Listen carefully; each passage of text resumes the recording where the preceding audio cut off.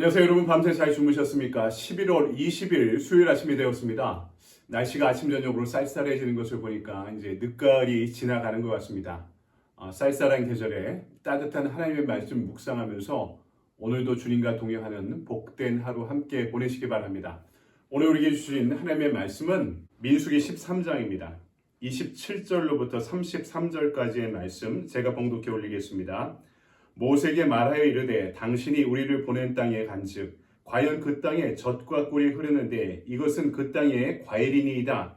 그러나 그 땅 거주민은 강하고 성읍은 견고하고 심히 클 뿐 아니라 거기서 아낙 자손을 보았으며 아말렉인은 남방 땅에 거주하고 헤딘과 여부스인과 아모리인은 산지에 거주하고 가나안인은 해변과 요단가에 거주하더이다. 갈렙이 모세 앞에서 백성을 조용하게 하고 이르되 우리가 곧 올라가서 그 땅을 취하자 능히 이기리라 하나 그와 함께 올라갔던 사람들은 이르되 우리는 능히 올라가서 그 백성을 치지 못하리라. 그들은 우리보다 강하니라 하고 이스라엘 자손 앞에서 그들 정탐한 땅을 악평하여 이르되 우리가 두루다니며 정탐한 땅은 그 거주민을 삼키는 땅이요 거기서 본 모든 백성은 신장이 장대한 자들이며 거기서 네피림 후손인 아낙 자손의 거인들을 보았나니 우리는 스스로 보기에도 메뚜기 같으니 그들이 보기에도 그와 같았을 것이니라. 아멘. 주님의 말씀입니다. 주님께 감사드립니다. 이 아침에 우리에게 주신 말씀 가지고 가데스의 갈림길이란 제목으로 말씀을 증거하도록 하겠습니다. 1996년 7월 토요일이었습니다. 제가 전방인 연천에서 군 복무 중이던 어느 날 새벽에 일어난 일입니다. 전날부터 700mm가 넘는 비가 이틀 동안에 폭우가 쏟아져서 저희 부대가 산 위에 있었는데 산 밑에 있는 모든 평야를 침수시켜 놓고 있었습니다. 이날 새벽에 상황실 초소 근무를 막 마치고 교대하려던 참에 후임병 하나가 급히 찾아왔습니다. 연대장님께서 저를 찾으신다는 것이죠. 그래서 후임병을 쫓아 연대에서 가장 중요한 장소인 지휘 통제실로 들어갔습니다. 간부와 병사들이 모두 깨어 부산하게 움직이고 있었습니다. 굳어있는 표정으로 저를 기다리던 연대장님은 홍수로 인해 비상이 걸려 간부들이 모두 모여있는 그 장소에서 본인이 할 수 있는 모든 지시를 다 내리고 나서 마지막으로 사병인 저에게 가장 중요한 지시를 내렸습니다. 이제 할 수 있는 방법은 기도밖에 없다. 빨리 교회의 신우들을 이 자리에 모아 앉아서 함께 기도하자.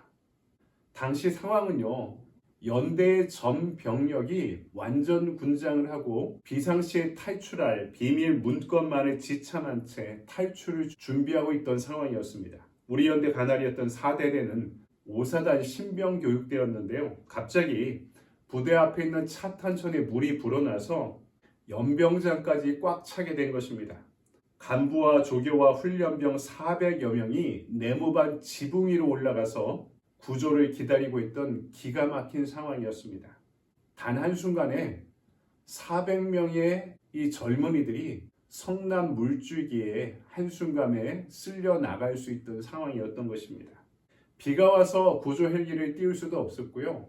도로 자체가 침수되어서 구조대를 파견할 수도 없었습니다. 보병부대이기 때문에 보트 같은 구조장비가 있을 리도 만무하죠.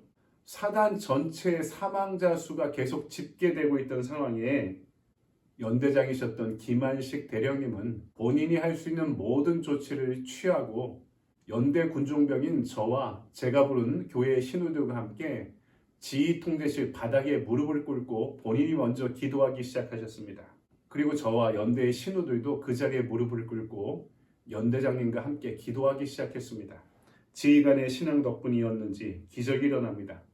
당시 신병교육대 입구에 샌드위치 판넬로 지어놓은 건평 120평의 신축 교회, 부대 교회가 이 차탄천의 성남 물길에 쓰러져 버리게 된 것입니다. 무너지면서 네모반으로 향한 물길을 양쪽으로 흩어버리게 되었던 거죠. 그래서 네모반이 무너지지 않게 되었습니다.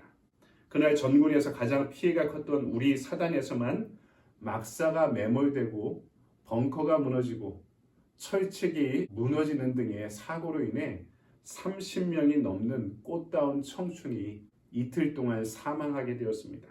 저희 연대는 가장 많은 사람들이 죽을 수 있는 최악의 참사가 기정사실처럼 기다리던 상황 가운데 꽃다운 청춘 2명의 사망으로 사고를 마무리할 수 있었습니다. 가끔 그날을 떠올리면 무릎을 꿇고 다급하게 저에게 말씀하시던 연대장님의 말씀이 기억납니다. 기도밖에 없다. 지금 우리가 할 수 있는 방법은 기도밖에 없다. 오늘 우리가 읽은 말씀도 위기의 상황 가운데 놓여있던 이스라엘의 선택과 반응을 우리에게 보여주고 있습니다. 하나님은 가나안을 향해 출애굽을 이끌어 나가고자 하시는데 백성들은 그 마음이 애굽으로 돌아가고 싶은 그들의 마음을 드러내고 있었던 것이죠. 오늘 말씀은 왜 이스라엘이 이 사건 이후에 40년 동안 광야를 방황할 수밖에 없었는지 그 이유를 이야기해주고 있습니다. 그것은 가나안 땅 바로 앞에 놓여있던 가데스 바네아라는 커다란 분지에서 일어난 어떤 사건 때문에 그랬던 것입니다. 먼저 오늘 말씀은 장애를 두려워하고 있는 다수의 모습을 우리에게 보여주고 있죠. 13장 후반부를 보면 이들 정탐자들의 보고문이 나옵니다. 이들은 먼저 충분히 객관적으로 그 땅이 얼마나 이 광야에 비해 풍요로운지 그 사실을 보고하고 있습니다. 그러나 히브리어로 에페스키라는 문장으로 시작되는 28절 이후의 내용입니다. 그 땅의 거민은 전설의 거인 네피림의 후손들인데 여기저기 퍼져 살고 있는 그들 앞에 우리는 메뚜기와 같은 존재에 불과하다는 것입니다. 여러분, 실제로 기원전 15세기 우가림 문헌에 이 네피림에 대한 기록이 실제로 남아 있습니다. 이들은요, 초기 철기 시대의 문명을 보유하고 있던 발달된 민족이었습니다. 그리고 근력이 대단한 거인족이란 기록이 이 성경 이외의 자료에도 객관적으로 남아있던 거죠. 지금 이스라엘은 청동기 문화를 쓰고 있었는데 이들은 발달된 철기 문화를 보유하고 있었고요. 그리고 인체의 DNA 자체가 다른 거인족이었습니다. 그들 앞에 내 자신이 메뚜기처럼 보이는 이들의 반응이 타당해 보이기도 합니다. 하지만 그들을 보고 와서도 단 한 사람 갈렙은 이스라엘이 가나안 땅을 정복할 수 있다고 증언합니다. 전체적으로 다수는 할 수 없다라는 패배주의적인 보고를 하고 있고 단 한 사람 소수만이 할 수 있다는 적극적인 보고를 하고 있습니다. 하지만 오직 한 절에 불과한 갈렙의 증언은요, 다수의 소리에 묻혀 힘을 잃고 맙니다. 우리가 그 땅을 차지할 수 없다고 말하는 정탐꾼들의 보고에는 하나님에 대한 불신이 자리 잡고 있습니다. 그들이 사물을 해석하고 관찰하는 눈은 뛰어날 수도 있었지만 하나님의 능력과 약속, 사랑을 신뢰하는 믿음의 눈은 갖고 있지 못했던 것입니다. 문제는 이들의 불신앙이 자기에게 그치지 않습니다. 악화가 양화를 구축한다고 이들의 불신의 보고가 백성 전체의 마음을 뒤흔드는 것은 그리 많은 시간이 필요하지 않았던 모양입니다. 우리가 살아가면서 인생의 문제를 경험하게 될 때 덧셈과 뺄셈을 잘해야 됩니다. 무슨 이야기냐면 제가 이 세 많은 방법을 좀 알려드리겠습니다. 문제가 생길 때 그것을 극복하는 신앙은 그 문제 앞에 하나님을 덧셈하는 것입니다. 십자가가 덧셈의 표시죠. 문제 앞에 하나님을 덧셈해야 된다는 거죠. 반대로 하나님을 뺄셈해버린다면 문제가 더욱더 심각해집니다. 그것은 결코 극복하기 힘든 일이 되어버리는 것이죠. 그래서 믿음의 눈이라는 게 뭐냐? 우리 삶에 다가오는 문제 앞에 성부, 성자, 성령 하나님을 항상 덧셈하는 법을 배우는 것입니다. 우리가 이 셈법을 잃어버리면은 눈앞의 이익에 급급해서 무엇이 하나님의 약속이고 무엇이 하나님의 뜻인지를 분별하는 눈을 잃어버리기 때문입니다. 여러분, 믿음의 셈을 잘 하시기 바랍니다. 문제 앞에 하나님을 뺄셈하는 것이 아니라 문제 앞에 하나님을 덧셈할 수 있는 저와 여러분이 되길 바랍니다. 두 번째, 오늘 말씀은 하나님께서 선택하신 믿음의 사람들, 그 소수를 우리에게 보여주고 있죠. 여호수아와 갈렙은 미래의 비전에 충실한 창조적 소수였습니다. 저는 이 창조적 소수라는 개념을 좋아하는데요. 아놀드 토인비의 역사의 연구에 나온 매우 중요한 역사학적인 개념입니다. 역사를 이끈 사람들이 창조적 소수였다라는 토인비의 독특한 시선을 알려주고 있죠. 다수가 애굽으로 돌아가자 환애굽을 선택하는 순간 단 두 사람 그들은 출애굽을 밀고 나가야 된다라고 선택하고 주장합니다. 다수가 이익에 충실할 때 그들은 하나님의 약속을 믿었습니다. 다수가 안악 자손에 떨고 있을 때 그들은 가나안 정복을 확신하고 있습니다.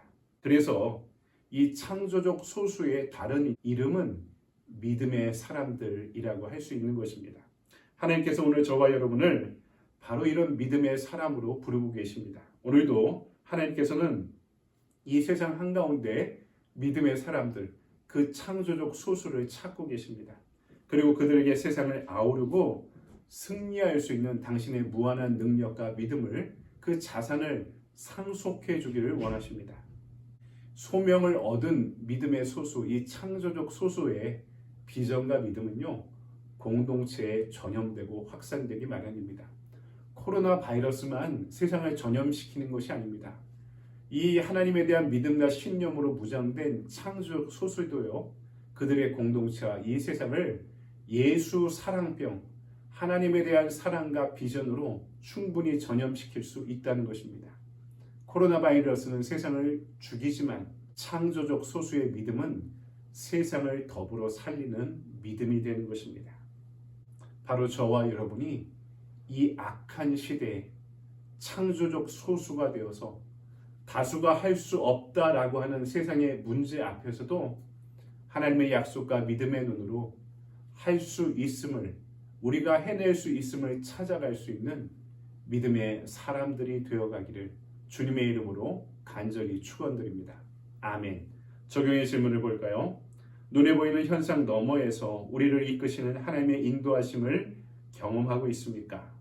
어려운 상황 속에서도 하나님의 인도하심을 의지하며 믿음으로 나아갈 수 있도록 기도합시다. 오늘도 이 말씀 묵상하고 이 말씀의 뜻을 궁구하고 또 나에게 주신 말씀을 내 삶에 적용하고 순종할 수 있는 복된 하루 함께 보내시기 바랍니다. 여러분 오늘도 이 말씀 안에 좋은 하루 보내세요. 감사합니다.